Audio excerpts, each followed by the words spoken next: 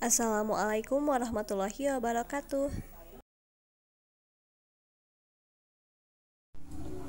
Pancasila sebagai dasar pengembangan ilmu. Pertama-tama, kita harus mengetahui apa itu ilmu dan apa itu pengetahuan.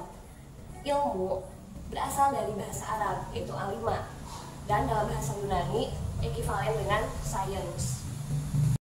Ilmu adalah pengetahuan.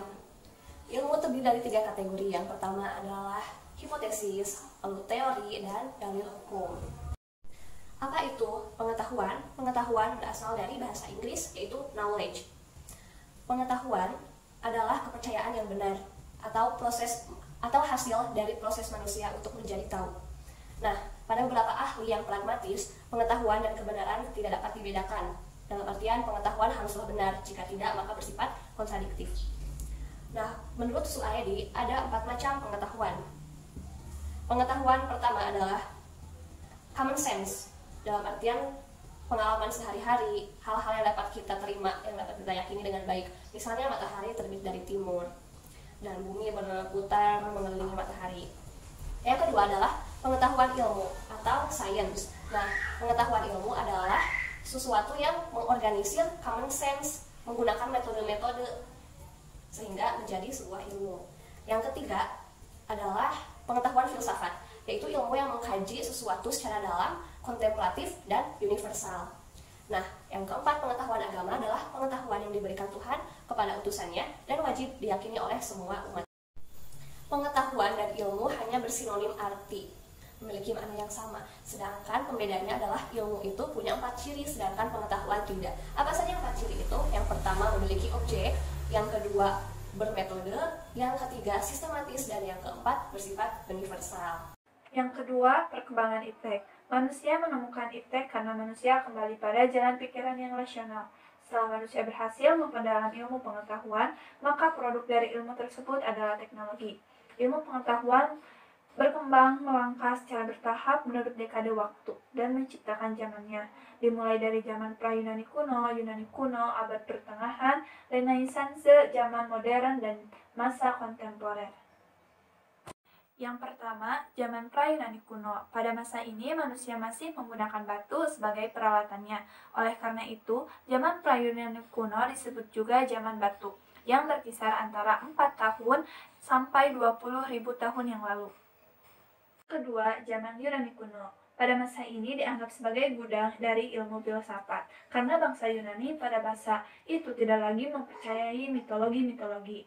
Nah, bangsa ini juga tidak dapat menerima pengalaman yang didasarkan pada sikap receptive attitude, melainkan menumbuhkan sikap uninquiring attitude, suatu sikap yang senang menyelidiki sesuatu secara kritis. Yang ketiga, zaman abad pertengahan. Pada zaman ini, para ilmuwan hampir kebanyakan adalah para teolog, sehingga aktivitas ilmiah berkaitan dengan aktivitas keagamaan. Yang keempat, zaman Renaissance. Pada zaman ini dikaitkan dengan era kebangkitan kembali pemikiran yang bebas dari dogma-dogma agama. Yang kelima, zaman modern. Zaman modern ini dikenal dengan berbagai penemuan dalam bidang ilmiah. Yang keenam adalah zaman kontemporer. Pada zaman ini, perkembangan iptek terjadi berawal dari dunia barat dan mengakhiri masa kegelapan The Dark Age. Lahirlah era yang disebut sejarah Renaissance dan humanisme. Setelah ilmu pengetahuan yang terus berkembang, puncak dari pemikiran manusia yang disebut modern itu, yakni lahirnya revolusi industri. Revolusi industrilah sebagai cikal bakal adanya teknologi. B. Pancasila sebagai dasar pengetahuan, ilmu pengetahuan, dan teknologi. 1. Nilai ketuhanan. Sila ini memberikan dasar bahwa iptek tidak hanya memikirkan apa yang ditemukan, dibuktikan, dan diciptakan, tetapi juga harus dipertimbangkan maksud dan akibatnya. Yang kedua, nilai kemanusiaan. Sila ini memberikan dasar-dasar moralis bahwa manusia dalam mengembangkan iptek haruslah dengan cara-cara yang beradab. Yang ketiga, sila persatuan. Sila ini mendasari bahwa iptek hendaknya dapat menumbuhkan rasa nasionalisme, kebesaran bangsa, serta keluhuran bangsa sebagai bagian dari umat manusia di dunia. Yang keempat, nilai kerakyatan. Sila ini mendasari bahwa pengembangan iptek itu haruslah bersifat demokratis, artinya ilmuwan memiliki kebebasan untuk mengembangkan iptek, namun ilmuwan juga harus menghormati dan menghargai kebebasan orang lain. Yang kelima, sila keadilan. Sila ini sebagai dasar dalam mengembangkan iptek dalam menjaga keseimbangan keadilan dalam kehidupan kemanusiaan.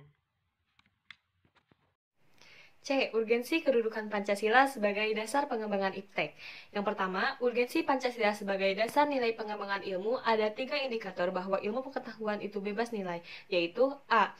Ilmu harus bebas dari pengandaian, yakni bebas dari pengaruh eksternal seperti politis, ideologi, agama, budaya, dan unsur kemasyarakatan lainnya. B. Perlunya kebebasan usaha ilmiah agar otonomi ilmu pengetahuan terjamin. C. Penelitian ilmiah tidak luput dari pertimbangan etis yang sering ditunding menghambat kemajuan ilmu karena nilai etis itu sendiri. Adapun konsep Pancasila sebagai dasar nilai pengembangan ilmu mengacu pada beberapa jenis pemahaman dan penjelasannya. Di antaranya, yang pertama, setiap iptek yang dikembangkan di Indonesia haruslah tidak bertentangan dengan nilai-nilai yang terkandung dalam Pancasila dan mengandung asumsi bahwa iptek berkembang secara otonom. Kemudian, dalam perjalanannya dilakukan adaptasi dengan nilai-nilai Pancasila. Yang kedua, setiap iptek yang dikembangkan di Indonesia harus menyertakan nilai Pancasila sebagai faktor internal pengembangan ilmu pengetahuan itu sendiri. Yang ketiga, nilai-nilai Pancasila berperan sebagai rambu normatif bagi pengembangan iptek di Indonesia, mengasumsikan bahwa ada rule of the game yang harus disepakati oleh ilmuwan sebelum ilmu itu dikembangkan. Namun, tidak ada jaminan bahwa rule of the game akan ditaati dalam pengembangannya. Sebab ketika iptek harus berkembang, aturannya seharusnya mengawal agar tidak terjadi kesenjangan antara pengembangan iptek dengan rule of the game.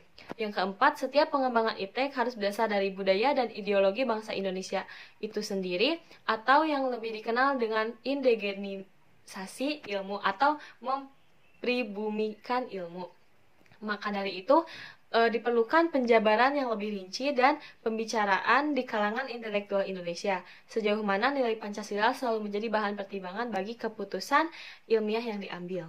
Kedua, alasan diperlukannya Pancasila sebagai dasar nilai pengembangan ilmu yaitu pertama, pluralitas nilai yang berkembang dalam kehidupan manusia Indonesia seiring dengan kemajuan iptek menimbulkan perubahan dalam cara pandang manusia terhadap kehidupan. Yang kedua, dampak negatif yang ditimbulkan kemajuan iptek terhadap lingkungan hidup berada dalam titik nadir yang membahayakan eksistensi hidup manusia di masa yang akan datang. Yang ketiga, perkembangan iptek yang didominasi negara-negara barat dengan politik global ikut mengancam nilai-nilai khas dalam kehidupan bangsa Indonesia seperti spiritualitas, gotong royong, solidaritas, musyawarah, dan cita rasa keadilan. Oleh karena itu, diperlukan orientasi yang jelas untuk menyaring dan menangkal pengaruh nilai-nilai global yang tidak sesuai dengan nilai-nilai kepribadian bangsa Indonesia.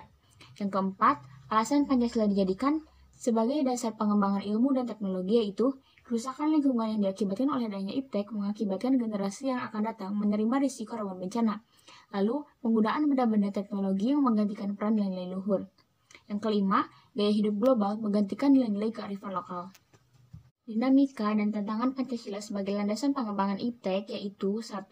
Kapitalisme yang menguasai perekonomian dunia, termasuk Indonesia, akibatnya ruang bagi penerapan nilai-nilai Pancasila sebagai dasar pengembangan ilmu menjadi terbatas. Upaya yang mengembangkan sistem ekonomi Pancasila yang dirintis oleh Mugyarto pada tahun 1980-an belum menemukan wujud nyata yang dapat diandalkan untuk menangkal dan menyaingi sistem ekonomi yang berorientasi pada pemilik modal terbesar. Yang kedua, globalisasi yang menyebabkan lemahnya daya saing bangsa Indonesia dalam pengembangan iptek sehingga Indonesia lebih berkedudukan sebagai konsumen daripada produsen dibandingkan negara lainnya. Yang ketiga, konsumerisme menyebabkan Indonesia menjadi pasar bagi produk negara lain yang lebih maju. Yang keempat, pragmatisme yang berorientasi pada 3 ciri yaitu keberhasilan, kepuasan, dan hasil mewarnai perilaku kehidupan sebagian besar masyarakat Indonesia. Melalui sila pertama, insan kesehatan masyarakat meyakini bahwa manusia bukan pusat dari semesta. Akal manusia tidak lebih dari akal Tuhan. Sila kedua, menempatkan manusia sebagai subjek ataupun objek dengan adil dan beradab sesuai dengan kode etika keprofesian. Dan yang ketiga, persatuan Indonesia, di mana insan kesehatan masyarakat menghargai keberagaman yang ada di Indonesia sebagai kekuatan nasional.